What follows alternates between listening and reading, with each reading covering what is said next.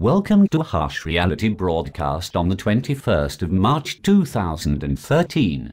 Regulars to my channel will know that I have been very concerned with the debt-based fractional reserve banking fiat monetary system, and why that it has come as no surprise to me to see the system collapsing as I speak.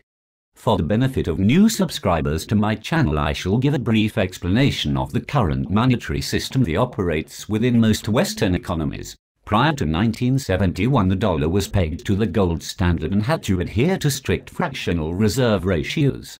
The fractional reserve ratio was 1 to 9. In other words, 1 unit of gold in the vault had to support 9 units of currency loaned into existence.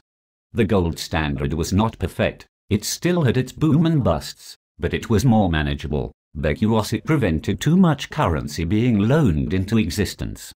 Richard Nixon, the president of the US, took the dollar off the gold standard to help finance the Vietnam War. The suspension of the gold standard was only meant to be temporary, but it was never returned to the gold standard. Following the dollar becoming a fiat currency, the fractional reserve ratio changed. More currency was being loaned into existence as there was no need to keep a fraction of gold in the vaults to support the loans. This system was beneficial to the banks as it meant that interest could be applied for every loan.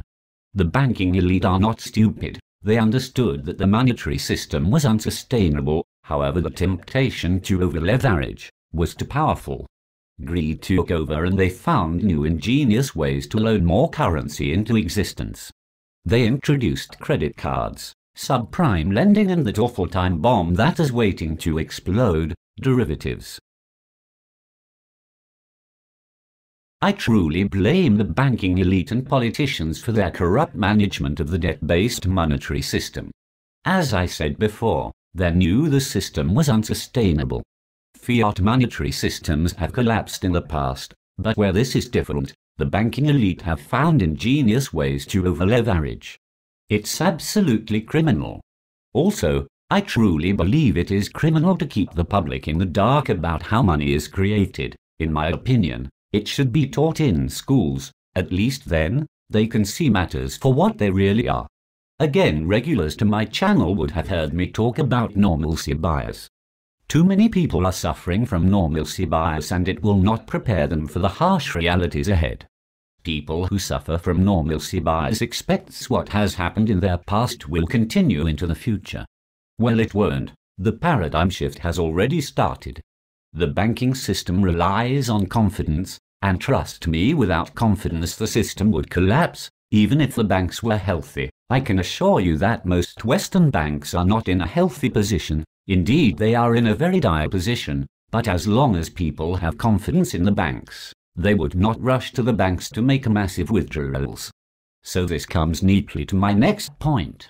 Why on earth did the European Union make it a requirement to impose a levy on the depositors in Cyprus, in exchange for a bailout? Surely they are punishing the wrong people. I can understand the anger of the people in Cyprus, and I can understand them wishing to withdraw their money. But they cannot. A bank holiday has been imposed, and the deadline for the banks to open again keeps changing. As of today, the banks are due to open again on Tuesday, the 26th of March. I wonder if the deadline will be changed. Anyway, the damage has already been done. Confidence in the banking system in Cyprus has been destroyed. There is a fear of a bank run, and that's why the banks have remained shut. This is a paradigm shift, because people are beginning to realize the fragile state of the banks. The Cypriot parliament voted to reject the levy imposed upon the depositors. There were celebrations from the Cypriot community. However, I fear the alternative will be much worse. I do not see this ending well, and despite what many politicians say, Cyprus is not an isolated case. Cyprus is the canary in the mine shaft. And the reason is this: most Western economies operate the debt-based fractional reserve banking fiat monetary system. They are all in the same boat, and that is, they have loaned too much currency into existence. Each country is dealing with the problem in their own way. For example, the US has ignored the fiscal cliff, deferred the issue of the debt ceiling until May, and continues with quantitative easing of $85 billion per month, including mortgage-backed securities. The UK have made an attempt to reduce the debt by austerity measures, however they are still running a deficit month by month, and suffer the paradox of thrift. I am going to be brutally honest here, there is no solution that does not involve a major depression. Don't believe the hype you hear from our politicians, most simply lie to you. I can see bank runs ahead, people will lose faith in the system and move towards hard assets. This will include gold and silver.